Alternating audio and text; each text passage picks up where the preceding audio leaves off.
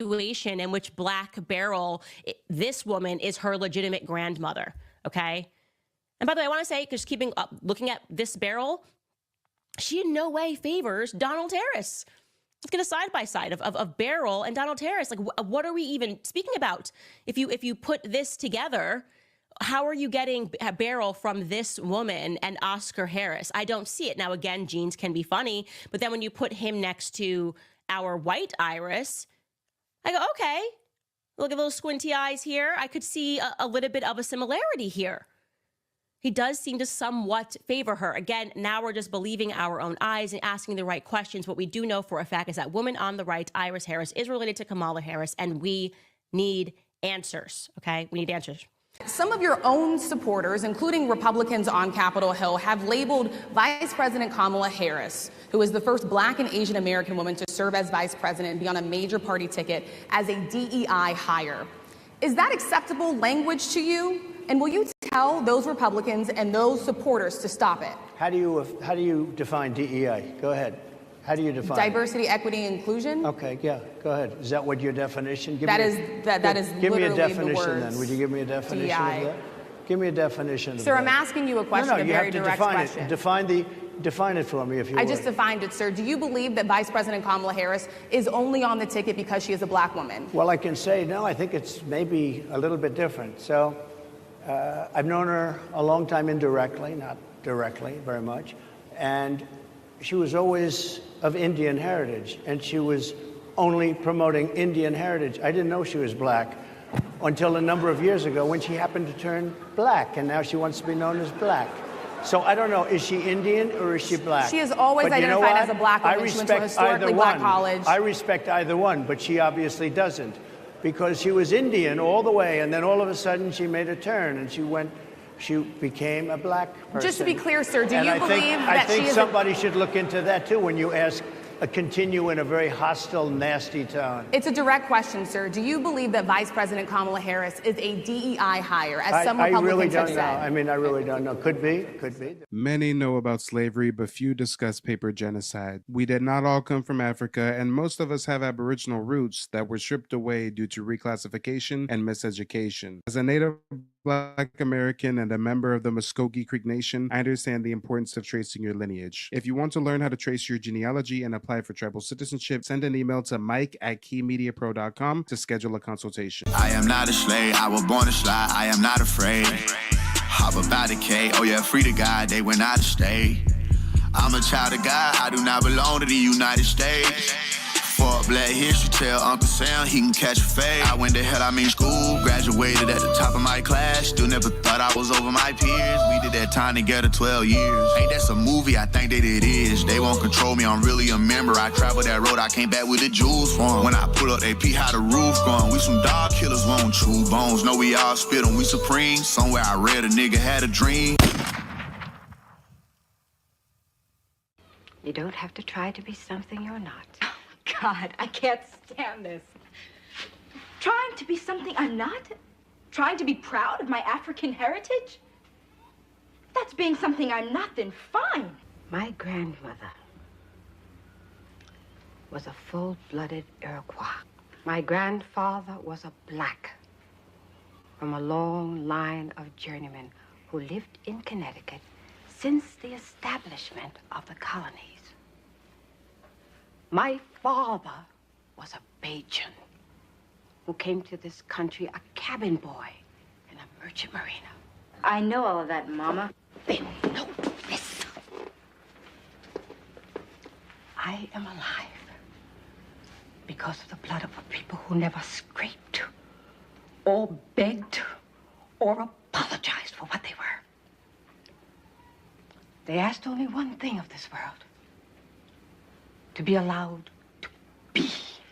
I gave you my grandmother's name, a woman who bore 9 children and educated them all. Who held off 6 white men with a shotgun when they tried to drag one of her sons off to jail for not knowing his place. And you had to reach into an African dictionary to find a name that would make you proud. I was born black, I live black, and I'm gonna die probably because some cracker that knows I'm black better than you, nigga, is probably gonna put a bullet in the back of my head. This is the remix. My father was raised in the era when black niggas couldn't claim Native American. Making music would've thought I had help, but the Indians I know wanna be the chief they self.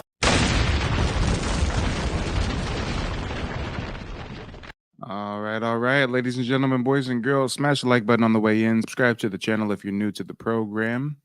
Hit the Cash App or the PayPal if you support the mission, and let's get on with the content. Just like Leonard says, the Kamala files continue. We're going to go ahead and take a look at her recent audio-only interaction with Charlemagne the God. I think we're going to hear some pandering and some cosplaying. Jesse's coming through with the spoilers. Jesse says that interview was an epic fail. Well, hey, it's my first time watching it. If it's your guys' first time watching it, put a 1 in the chat. Let's go ahead and see what Kamala had to say to try to sway that black vote. Oh, Lord, these politicians can't do nothing without that black vote, can they? What I stand for and the issues that I think are at stake in this election. And so it requires repetition. You know, some people say that until someone has heard the same thing at least 3 times, it just doesn't stay with you. So repetition is important. And for that reason, yes, at my rallies, I say the same thing when I go to Detroit as I do in Philly, as I do wherever I am, to make sure that people hear and receive what I think are some of the most critical issues that are at stake in this election. There has to be a high level of anxiety, too, when you have these conversations, though, because you are running for president. I mean, you know what? There's certainly a lot of, I feel the weight of the moment and my role. I feel an extraordinary weight of responsibility right now to do everything I can. I'm telling you, Charlemagne, when I go to bed at night, I almost every night, in addition to my prayers, will ask, have I done everything I could do today? Oh, good Lord. The pandering is starting early. You know, as soon as I'm done washing those collard greens in the bathtub, and as soon as I put the pot of gumbo away, and after I'm done playing a game of spades and a round of dominoes, well, you know, I kneel down and I pray to Black Jesus, wink, wink. And then I ask the Lord, today, did I do everything that I could have done?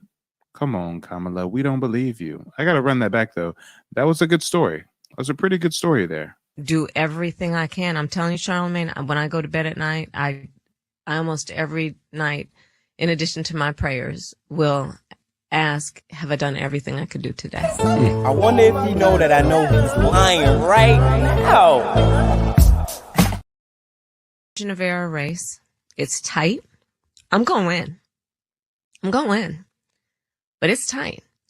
And, you know, what is at stake? Ew, the pandering. I'm gonna win. I'm gonna win. She thinks that's how we speak. It is truly profound. And it is I almost every night, in addition to my prayers, will ask, have I done everything I could do today? This is a margin of error race. It's tight. I'm going to win. I'm going to win. But it's tight. And, you know, what is at stake is truly profound and almost and historic, many would say. And it's about, you know, some people would say this lofty notion of supporting and preserving our democracy. But it is about real issues that affect people every day, like whether we're going to maintain a $35 cap on insulin for our seniors, whether we're going to continue to allow Medicare to negotiate drug prices to bring them down, whether we are going to have, as my opponent would have, a formalized stop and frisk policy, for which he has said if a police department does not do it, they should be defunded, or not. There is so much at stake, whether America is going to stand on its principles around the importance of sovereignty and territorial integrity and stand with our allies around the world, or whether we're going to admire dictators. And how about whether you're going to keep allowing migrant rapists to walk through our border and assault our citizens?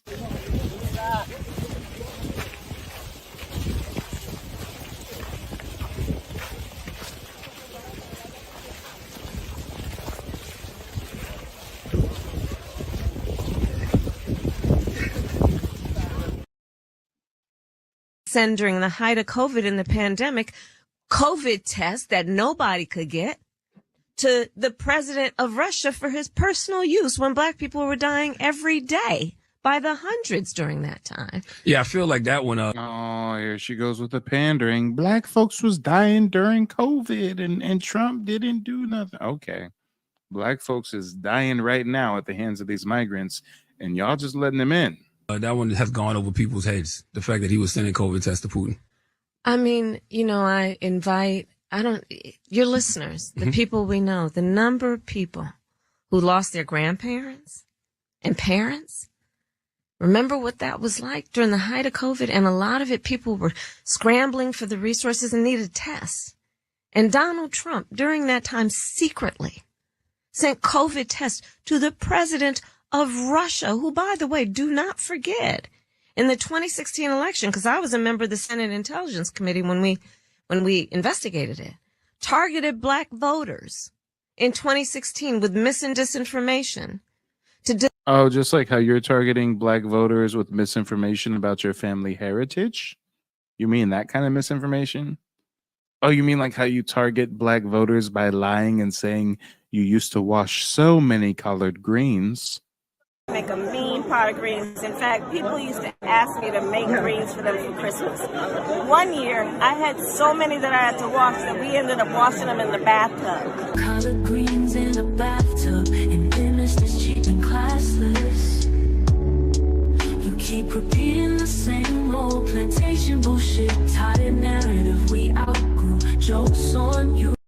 Urge black people from voting in that election.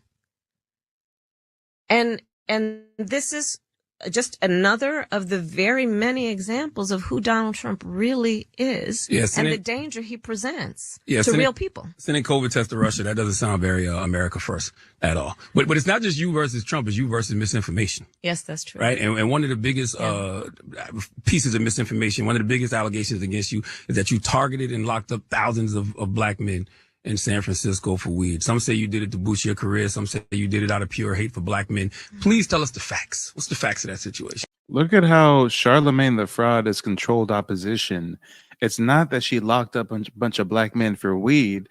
It's that she went after and prosecuted black families for truancy on top of persecuting folks in San Francisco for minor amounts of weed. So get it straight, Charlemagne. Get it straight.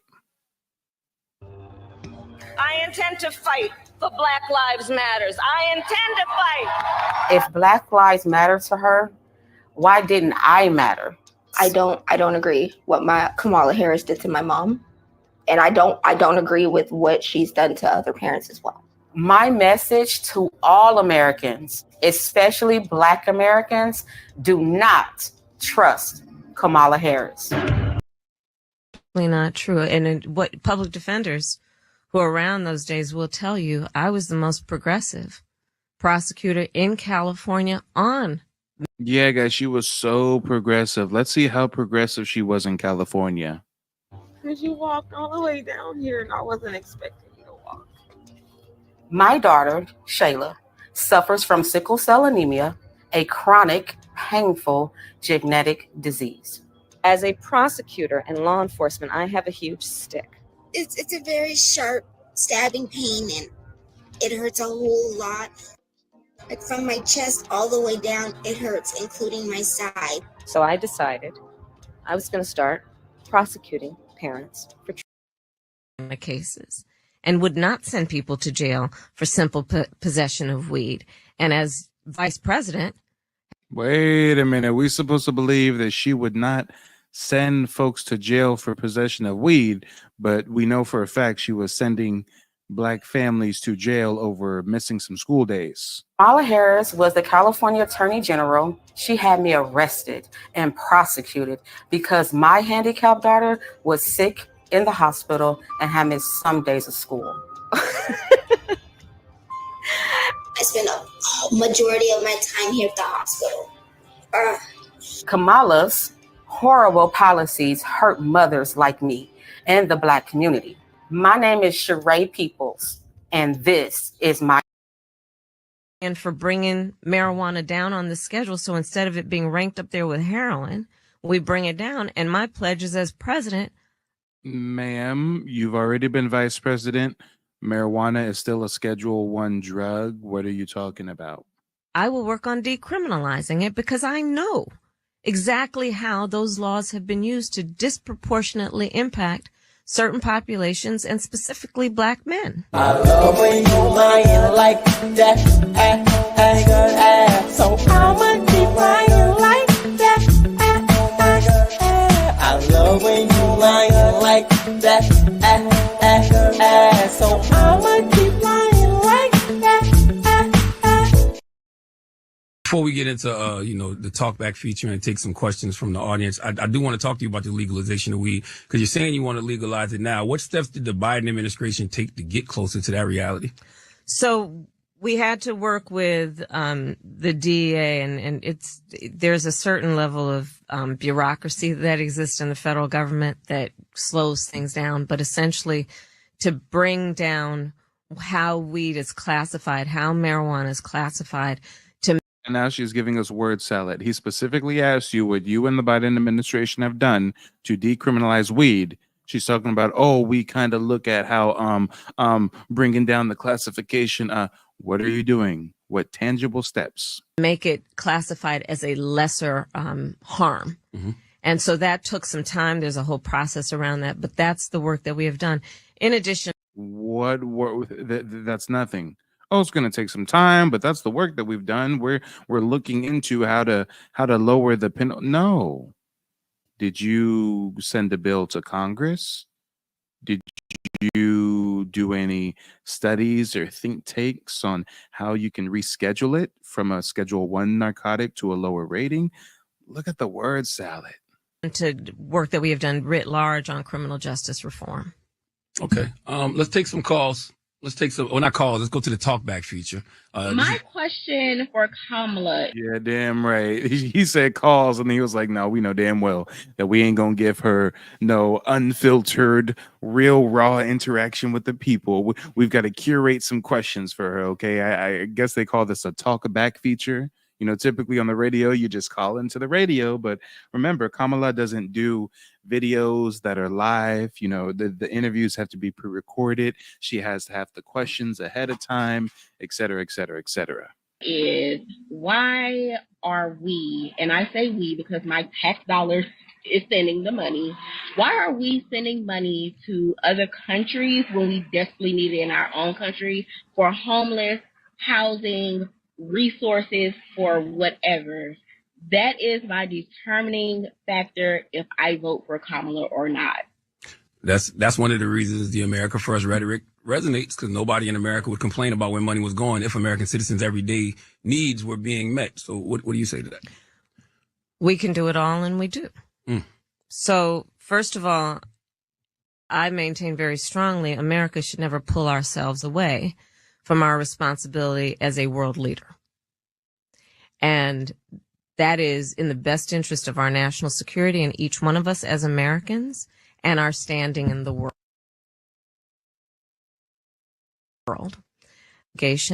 To American citizens, obviously, and people who are here to meet their everyday needs and challenges, which is why, for example, we have done the work in the last 4 years of bringing down the cost of prescription medication, whether it be $35 a month for seniors for insulin or $2,000 a year cap on prescription medication.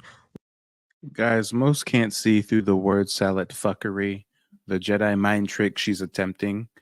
Ma'am, the question that was raised is, why are we sending so much money overseas to help other countries, and you talking about, oh, well, actually, we could do it all. Don't you know that this one medication got lowered a little bit over 4 years? Ma'am, I bet you whatever savings American citizens got from that prescription drug price being reduced, I bet you we've spent 1 billion times more than that in aid to other countries. It's not like it's an equal exchange. It's not like, oh yeah, the billions we've sent to Israel and Ukraine is commensurate with the reduction in prescription pills. No. She's trying to act like she's really done something. She's acting like because your grandma got 10 cents off her prescription medication, it's cool for us to send billions to Ukraine and Israel. What we have done that has been about putting $17 billion in our HBCUs. I am proud to be the first HBCU vice president of the United States. I intend to be the first HBCU president of the United States. Those resources are about sending them to centers of academic excellence that I know them to be. The work that I continue to do is about increasing access to capital for our small businesses. It is about increasing the opportunity for home ownership, knowing that Black people are 40% less likely to be homeowners in America. We have a history of legal and... Bitch, who is we? Are you French? Because these photos we looking like...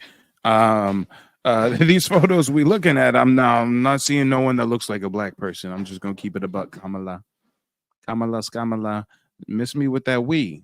And procedural obstacles to that home ownership, starting with the fact nobody got 40 acres and a mule, to redlining, to issues that this Detroit area and people around the country know to be real.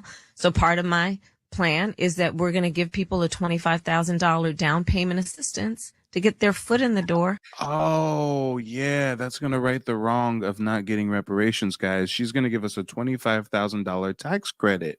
40 acres and a mule in 2024 terminology translates to a $25,000 tax credit if we want to buy a house, says Kamala. To buy a home for first-time home buyers. The work that I'm going to do to increase housing supply in America, knowing that that's one of the reasons that rents and housing prices are jacked up. And to work with the private sector, cut through the red tape, and work to build more housing, 3 million before the end of my first term. And I give these examples, and there are many more which I will offer. So, for example, the work that I will do to extend the child tax credit to $6,000 for young families during the first year of their child's life. Because as you and I both know, our families all have a natural desire to parent their children well, but not always the resources. Mm-hmm. So by expanding the child tax credit to the first year of a child's life to $6,000, that gives that young family the ability to buy a car seat or a crib or clothes, the things that are so important during that critical phase. Oh, yes. Just imagine it, guys. Us young parents are going to be like, damn, I can't afford a car seat or a crib for my baby. If only Kamala Harris was president. Yeah, guys, if only Kamala Harris was president, my baby can sleep in a crib instead of sleeping in my bed. If only Kamala was our commander in chief. Phase of that child's development, so that they can get on the road and actually have a chance at succeeding. You said we can do it all, but can we? Because, Tupac famously said, we got money for war, but can't feed the poor, right? And I saw President Obama say last week that, you really shouldn't expect, a president to rid the world of all of its problems. And so is it fair to tell people, hey, we can do it all? Because that's when people get disappointed, when things don't happen. But I think President Obama is absolutely correct, but it doesn't mean we can't do anything. That's right. So when I talk about extending the child tax credit, when I was vice president, I pushed that we would do it during our first year. And we reduced Black child poverty in America by 50%. We did that. Mm-hmm. We can do that. My plan that is about building up home ownership in the Black community. We can do. I would love to see that study that says that she lowered Black child poverty, whatever lies she just said. I would love to see the report. Do that. My work that has been about increasing access to capital, bringing billions more dollars into our community banks, which I've done as vice president through cooperation and partnership with some of the big banks and tech companies to get more access to capital for our entrepreneurs, for our businesses. We've done that. So we should never sit back and say, okay, I'm not going to vote because everything hasn't been solved. I share a desire that everything should be solved, by the way. Mm-hmm. I think it is what we should all want. But that that shouldn't stand in the way of us also knowing we can participate in a process that's about improving things. And by voting in this election, you have two choices, or you don't vote, but you have two choices if you do. Look at how they're trying to pigeonhole us and fearmonger us into following their Hegelian dialect of problem, solution, only give them two options and the illusion of choice. I will vote for the couch. And if I don't feel like voting for the couch, I'm not going to be shamed into not voting for Donald Trump. Come on. If you're a black person and you even speak about voting Republican, God damn it, they try to shame you. And how could you? Don't you know that Donald Trump is basically like Monsieur Candy and the Django? How dare you pledge your allegiance to Monsieur Candy? And it's two very different visions for our nation. One mind that is about taking us forward and progress and investing in the American people, investing in their ambitions, dealing with their challenges. And the other, Donald Trump. And yes, thank you, Braxton. In my state of California, she was doing that wicked shit, telling parents if they don't get their babies vaccinated, they're gonna get put in jail, get fined. She was part of the legislators that were giving corporations the ability to fire people if they refuse to take the vaccine. So, yeah, Kamala does not have a clean track record. Not at all. The best thing she did successfully was her affair with whatever mayor that was. What was it, a Chicago mayor or a San Francisco mayor? Help me out, chat. She was a good side piece to Montel Williams as well. She was a good side piece to a couple of powerful brothers back in the day. Other than that, what have you done for me lately? Trump is about taking us backward. The other is about fascism. Why can't we just say it? Yes, we can say that. Yeah. Reverend Solomon Kinlock Jr., I want you to meet him. He is the senior pastor of Triumph Church. Where's Reverend Kinlock? Oh, he's here. Come on, tell Secret Service, move out the way. It's okay. It's just the Reverend. Yeah, all right. Hey, Reverend. What's up, Reverend? Madam Vice President Charlemagne, Yes, thank sir. y'all for being in Detroit tonight. Thank you. Oh, man, the cooning is about to reach an all-time high. Whenever... I'm going to hold my tongue. Mike TV does not endorse hate speech of any kind. Viewer discretion is advised. I love everybody, but goddamn it, when two Sambos get in the room, you know they about to start jiving. Recently, Madam Vice President, by one of Trump's surrogates from the Black faith-based community, you've been criticized by him and others for your lack of engagement to the Black church. Knowing that the Black church is an unrivaled place in the heart of Black people, what could you... Lies. What the fuck you mean the Black church has an unrivaled place in the heart? Most young Black Americans don't fuck with the Black church. We don't care about your boule ass church that's been keeping people in a perpetual state of stasis. What the fuck has the Black church done for us lately? Hey, they get that money for the pastor to drive a Bentley. They get that money to fix that roof that always needs fixing. But what has the Black church actually done for the community by and large? Speak to as it relates to a future Harris administration, how you would partner with the Black church to address some of the urgent needs of the Black community. Dr. King talked about the fierce urgency of right now, and as a church, Triumph Church is in that place. So first of all, that allegation, of course, is coming from the Trump team, because they are full of mis and disinformation, because they are trying to disconnect me from the people I have worked with and that I am from, so that they can try and have some advantage in this election, because otherwise they have nothing to run on. I grew up in the Black church. I grew up attending. You grew up raised by a Hindu woman in Canada. What Black church did you go to in Canada? What are you talking about? Most of you don't even know she was raised in Canada until it was time to go to college. So she came to America to a HBCU. So what Black church in Canada was this young Hindu girl going to? God damn it. I think that would make the news. I think if a Black church had a young Hindu girl up in that bitch, I think word would travel. Come on. 3rd Avenue Church of God in Oakland, California. That's church. Yes, that is church. My pastor is Amos C. Brown of Third Baptist Church in San Francisco, California. Yes. I have throughout my career and as vice president and recently been actively engaged in the church and church leaders, not only so we can share in fellowship, but so we can share in what we can do together that is about supporting the community, the strength of the community, the cohesion of the community. And it is my long-standing work and therefore my pledge going forward. I will always work closely with the church because I understand who our church leaders are and who the congregation is. We are talking about You do not understand Black people nor Black issues.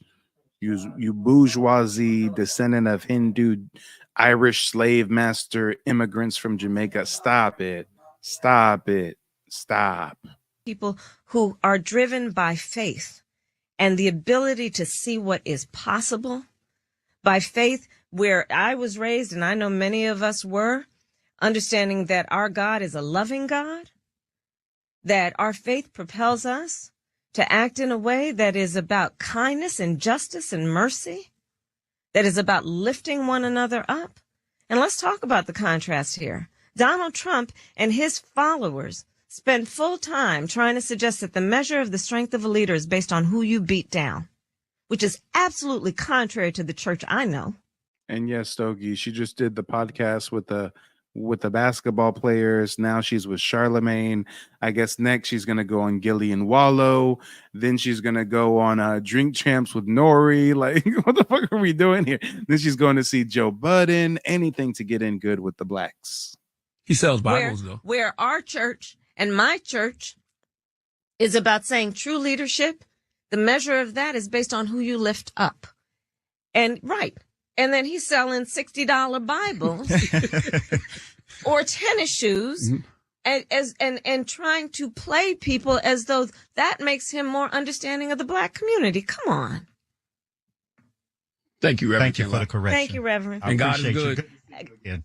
Every day, all the time. There you go. I had to make sure you get that right. Now, Wow, she couldn't even say that shit with a straight face. Every time she goes extreme with the pandering and says some super Black shit that she knows she has no business saying, she does that nervous chuckle like, oh shit, are they gonna buy that?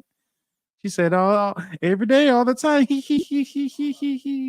that the right way you say that? I think it is. It makes him more understanding of the Black community. Come on. Thank you, Reverend. Thank you for the correction. Thank you, Reverend. And God is good. Every day, all the time. There you go. I had to make sure you get that right. Now, have you seen the clip, Madam Vice President, from the griot? It's a clip that's kind of out of context, and it says that you won't do anything specifically for Black people. Have you? Oh, yes, it's out of context. It's not out of context. She said it. People? No. I'm not going to say. You support reparations for Black people. I'm not going to sit here and say I'm going to do something that's only going to benefit Black people.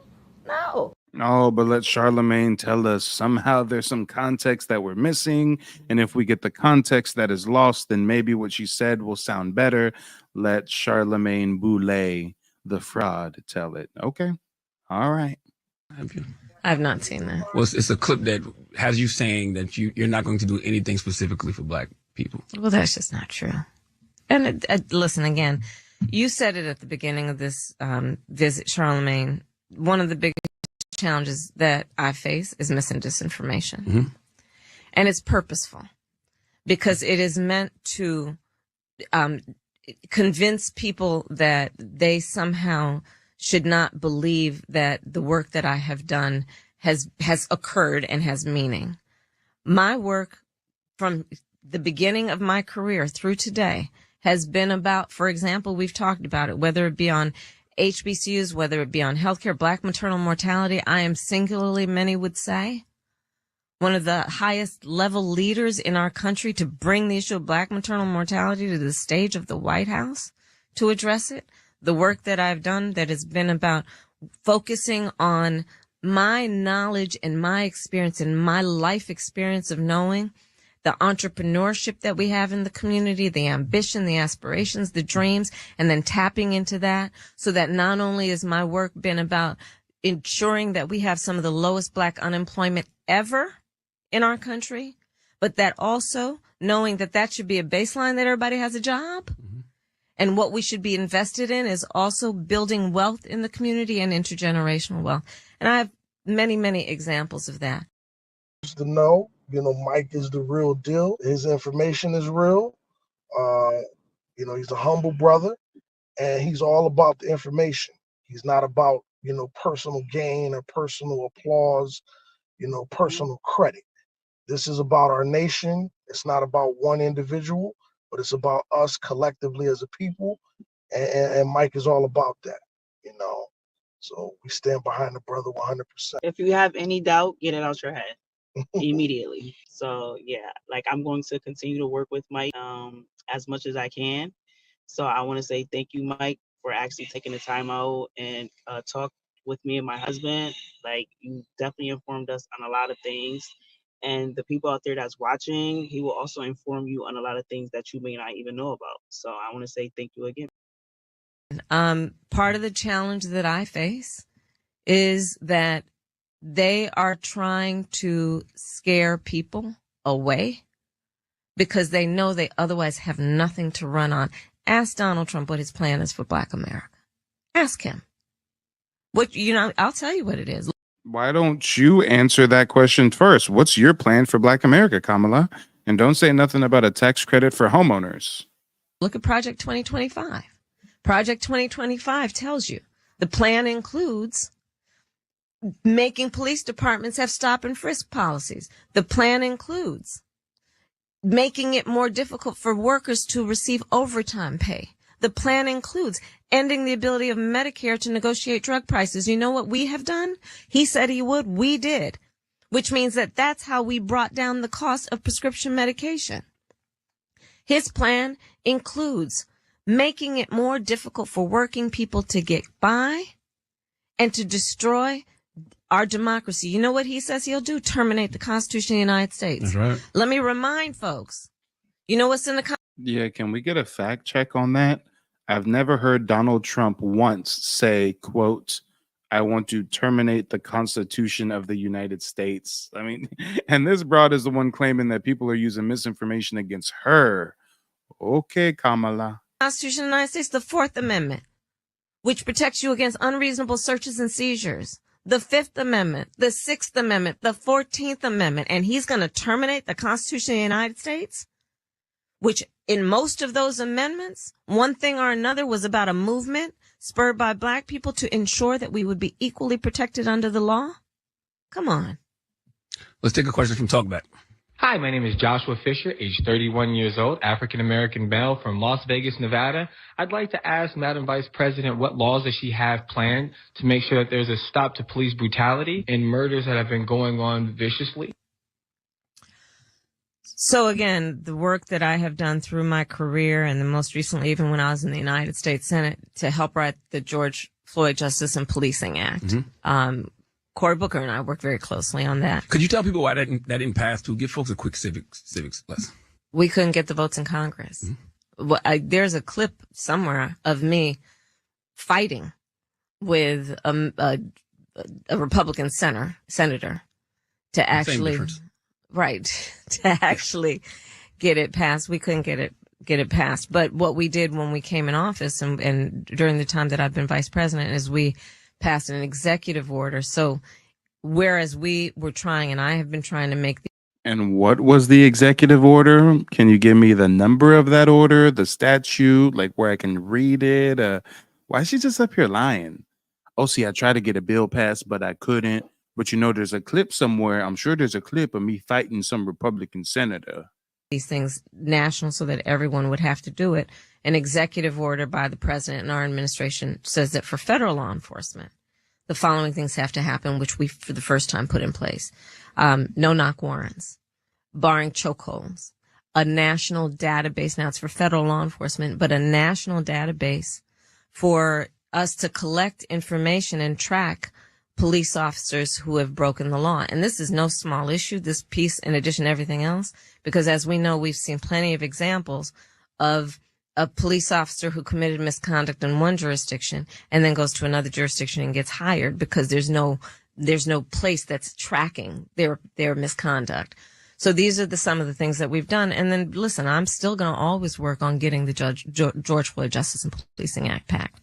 Part of the work that I'm doing as a candidate for president of the United States includes lifting up those candidates who are running either for re-election or for the first time to Congress who are supportive of what we need to do on all of the issues we've been discussing, whether it be freedom to vote and passing the John Lewis Voting Rights Advancement Act, whether it be freedom to make decisions about your own body, whether it be the freedom to just be and be free from any brutality, including police brutality when and where it occurs. I think a lot of the frustration comes from people who will say sometimes politicians volunteer lies because, yes, it's great to try to pass the George Floyd Policing Act, but you probably know you can't get the votes. So why push that? Why push that on people knowing you can't get the votes? I don't subscribe to that approach, and I'm going to tell you why.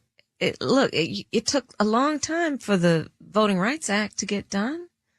It took the brutality of what happened when John Lewis and all those were trying to cross the Edmund Pettus Bridge.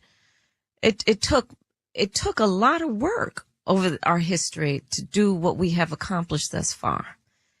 And we have to remain committed. But how do you convince Republican senators, as you just said?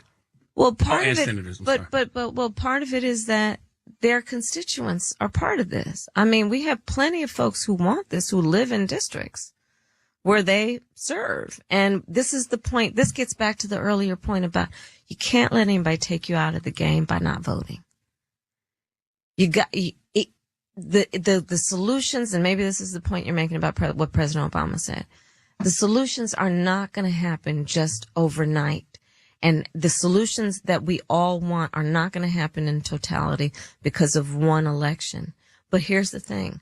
The things that we want and are prepared to fight for won't happen if we're not active and if we don't participate. We cannot allow circumstances to take us out the game, because then basically what we're saying is all those people who are obstructionists, who are standing in the way of change, they're winning. Because they're convincing people that it can't be done, so take yourself out. Don't participate. Look at that circle. Look at that vicious circle then. So let's not fall for it. Zeke, this is my man Zeke. He's the president and CEO of New Era Detroit. He wants to talk to you about your black male agenda for the black community. Or just your agenda for the black community, period. Zeke, what's up, brother? What up, though? What up, though? Madam Vice President, Charlamagne the God. What up, though, and welcome to Detroit. Yes, sir. It's good to be back. I like to say the real Detroit because I'm up in here. My name is Zeke, New Era founder and CEO. I've worked on the ground here in Detroit and in black communities all across the country for over the past 10 years, actually celebrating our 10th year this past August. All right. In my 10 years of organizing, we played a major role in the resurgence of pride and a change in mindset in Detroit neighborhoods across the city. We are not only known for the work that we do here in Detroit, but across the country in black communities, having worked in over 35 cities of the blackest cities in America. Saying all that to say, I'm extremely qualified to sit in front of the current vice president and which can be the next president of the United States of America. As I pose my question to you, I would first like to make it known that I don't have any emotional connections to politicians. I believe that this is one of our biggest flaws in the current political process. I view politics as a business, and America is one of the biggest corporations in the world. With that being said, I'm here on behalf of the business of the black community. With all that black Americans have been. With all due respect, my nigga, I ain't never even heard of you for you to be the de facto leader or spokesperson of our community. You ain't even gonna press this bitch about cosplaying our identity and our heritage. So what you mean you here on behalf of the black community? Miss me with that shit. Ain't nobody elect you. Through and contribute to the success of America. I feel that there should be an in-depth and yes, a hired shill to cosplay as a leader within the black community. Just like how back in the day they get a white person to pretend to be an Indian chief and then sign some shit. And oh, well, the chief signed it. That ain't the real chief. We don't know that motherfucker. Come on, they got this man reading a teleprompter. He can barely even get the words out. We can tell you're reading and you're not doing a good job at that. Investigation or evaluation of the lack of resources and current living conditions in black communities nationwide. My question to you is, what's your stance on reparations?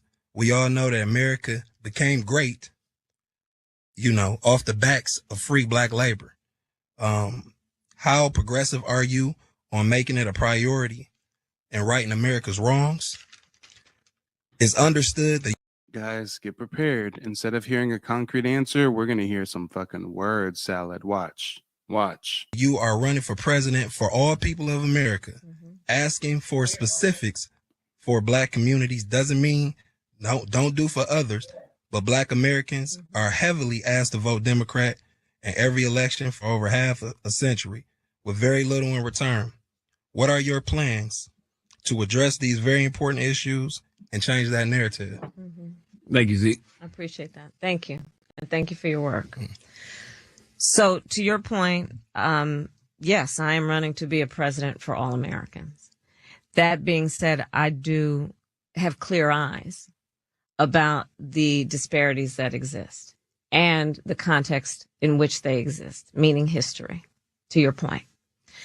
So my agenda, well, first of all, on the point of reparations, it has to be studied. There's no question about that. And I've been very clear about that position. Oh, it has to be studied, guys. It has to be studied. So what are you going to do? Do you believe in reparation? Well, you know what? It needs to be studied. You know, I'm all for studying it. You know what? I will guarantee that if you vote for me, I will put forth a group of people to study it for you. Guys, if you get me in the office, if you get me $450,000 for the rest of my life and Secret Service detail for the rest of my life, book deals, speaking engagement, if you guys make me richest woman in the world for the rest of my life. Okay, that's a little bit of an exaggeration. We know them queens and monarchs in Europe is shitting on Kamala's family. But guys, if we give her the world, then she will study us getting reparations. If we put her in the highest office that our country has to offer, then she'll think about studying reparations. Isn't that so progressive? In terms of my immediate plan, I will tell you a few of the following. One, as it relates to the economy, which is a lot of what you have addressed. Look, I grew up in the middle class. My mother, worked hard, raised me and my sister, and by the time I was in high school, she was able to afford our first home. Yeah, she went to private school in Canada, but she claimed she was middle class. Okay. I know what it means for an individual and a family to have home ownership. I also know, in the context of history, nobody got 40 acres and a mule. We have a history of a number of things, including redlining. Detroit knows it well.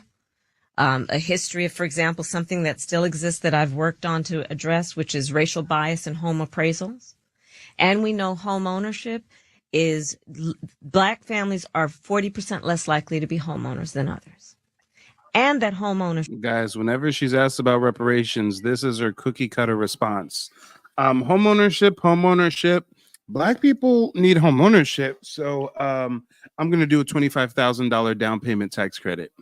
Is one of the surest ways to build intergenerational wealth, right? Because when you own a home, that's when if your child says, Daddy, I want to go to college, you can say, sweetheart, don't have to take out a loan. I'll take some equity out of the house. Or if your child says, that is still a fucking loan, dumbass. You're just taking a loan out that's collateralized by your home. You're still taking out a loan.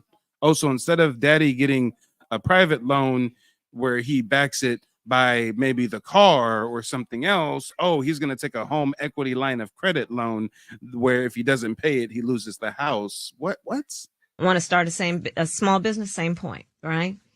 So my plan includes making sure that for first-time home buyers, they have a $25,000 down payment assistance to just get their. Oh, hey, so guess what? If you're a Black American and you've already purchased a home in your life, then you don't get reparations, thanks to Kamala. Because, her reparations package is a down payment assistance tax credit, and they already have those available. And the credit that she's talking about isn't just earmarked for Black people. It's for anybody. So once again, we got an immigrant giving us a lift-all program disguised as reparations. Their foot in the door, because we know folks will work hard, they'll save, and pay that monthly mortgage. Second point is to bring down the cost of housing generally, because one of the issues is we have a housing supply shortage, and so that's about working with the private sector. Yeah, Bridget, ain't you heard the news? Reparations is a $25,000 down payment.